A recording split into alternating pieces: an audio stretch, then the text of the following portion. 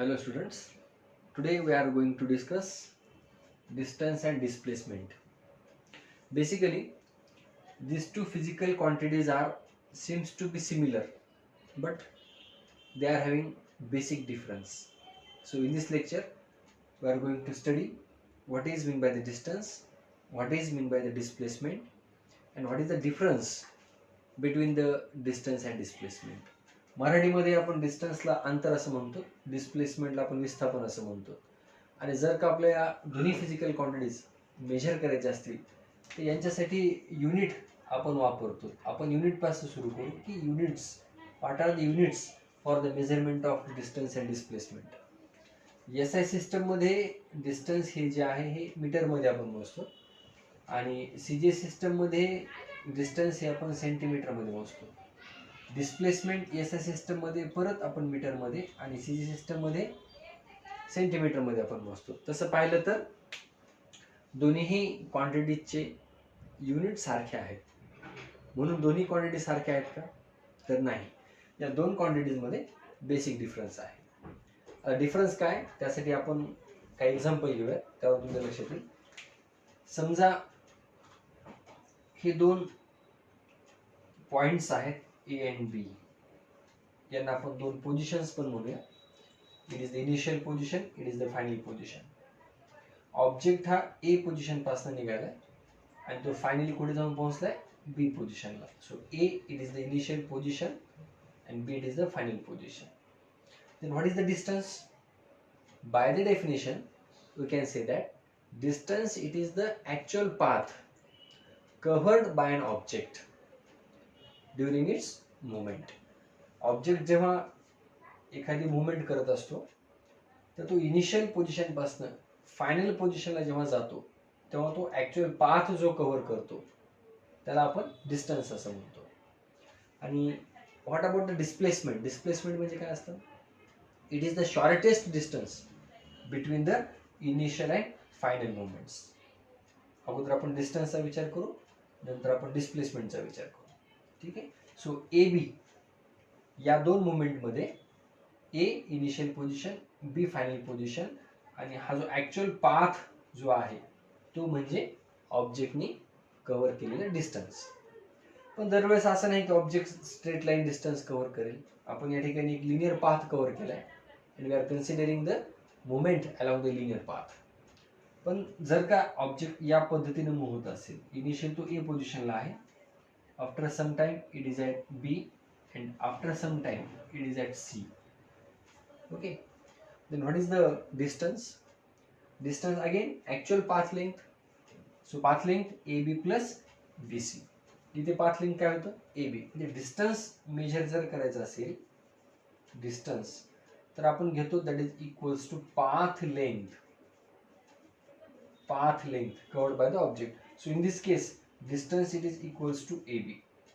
जे काही असेल ते आपण ते युनिटमध्ये कन्सिडर करूया. 5 युनिट, 10 युनिट, म्हणजे सेंटीमीटर घेऊ शकता तुम्ही, मीटर घेऊ शकता तुम्ही, किलोमीटर घेऊ शकता तुम्ही, जे काही घ्यायचं असेल ते. ओके.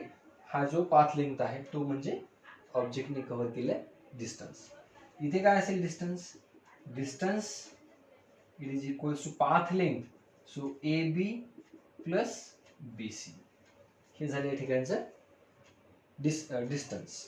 ओके. फॉर एक्झाम्पल आपण या ठिकाणी कन्सिडर करू 10 unit. So A B that is equals to 10 unit.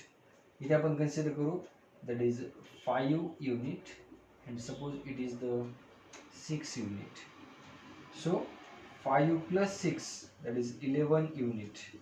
It is the distance, actual path length covered by the object. आणि जर का समजा ऑब्जेक्ट या पद्धतीने डिस्टन्स कव्हर करत असेल, so it is moving along the circular track having the radius suppose the R. Then suppose the object it is initially at A position, then after some time it is at B, then at C, then at D and then again at A.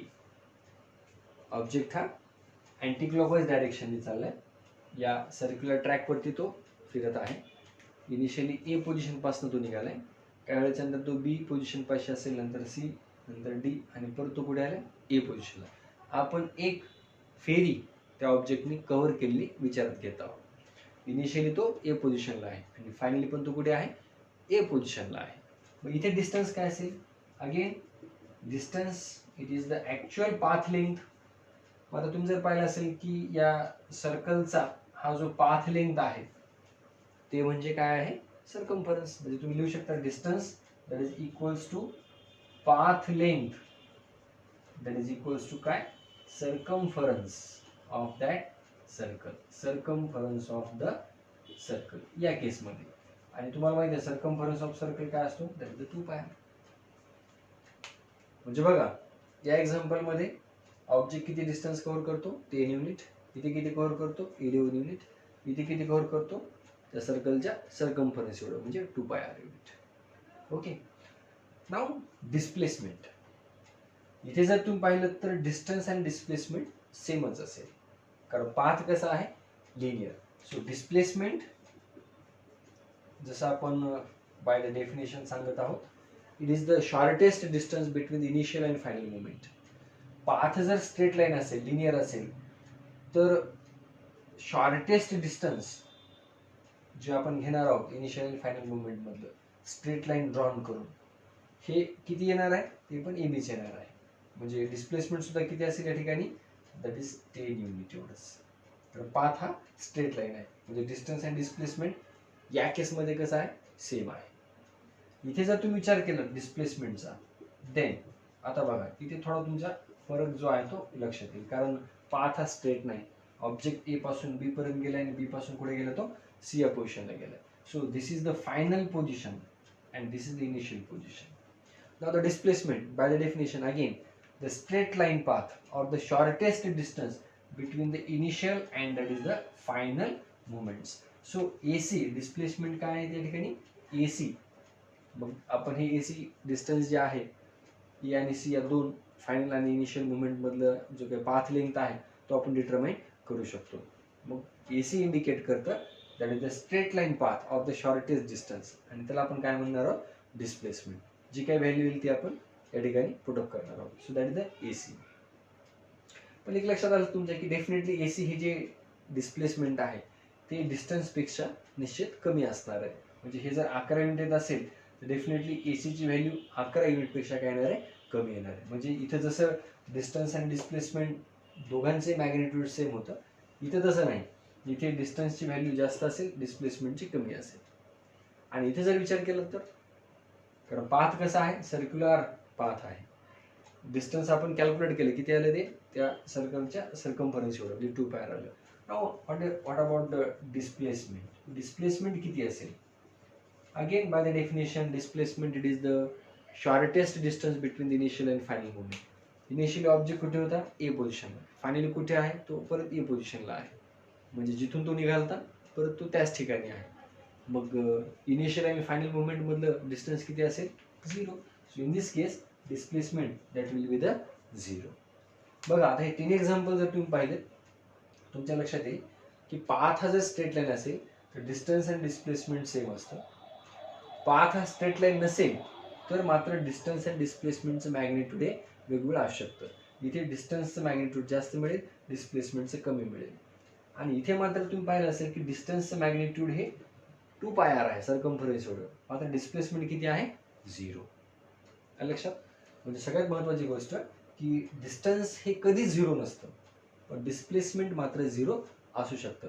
If you want to distinguish between the distance and displacement, जर आपल्याला फरक करायचा असेल distance and डिस्प्लेसमेंटमध्ये, तर आपण कशा पद्धतीने करू शकतो.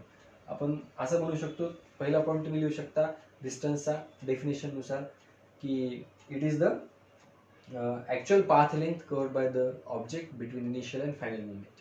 तुम्ही डिस्प्लेसमेंटसाठी लिहू शकता the shortest distance between the initial and final movement. Okay. दुसरी गोष्ट महत्त्वाची की डिस्टन्स ही स्केलार क्वांटिटी आहे. It is the scalar quantity आणि डिस्प्लेसमेंट ही वेक्टर क्वांटिटी आहे. So what is mean by the vector quantity and what is mean by the scalar quantity. Scalar quantity that means those quantities which require only magnitude for its complete description, that is called the scalar. And what about the vector? Those quantities which require magnitude as well as direction for its complete description, that is the vector quantity. Okay. So to measure the distance or to specify the distance, we need only the magnitude. डायरेक्शनची आपल्याला गरज नाही. पण जर displacement आपल्याला specify करायचं असेल तर आपल्याला मॅग्निट्यूड पण लागेल आणि काय डायरेक्शन पण लागेल. म्हणून डिस्प्लेसमेंट ही काय वेक्टर क्वांटिटी आहे. म्हणून तुम्ही जर तुम्हाला डिस्टिंग्विश करायचं असेल तर तुम्ही असं लिहू शकता की distance it is the scalar quantity and displacement it is the vector quantity. आणखी एक महत्त्वाचा पॉईंट तुम्ही लिहू शकता की distance can never be zero. Distance object जर मूव्ह होत असेल तर डेफिनेटली तुम्हाला त्याचं डिस्टन्स हे कधी झिरो मिळणार नाही.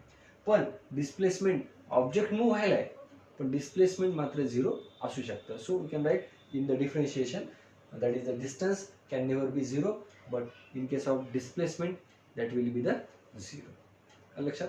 तर विद्यार्थी मित्रांनो हे आहे दॅट इज द डिस्टन्स आणि डिस्प्लेसमेंट. जरी युनिटवरून आपल्याला ते सेम वाटत असलं तरी physically in case of that is the physics, these two quantities are having the basic difference between them. Okay, thank you.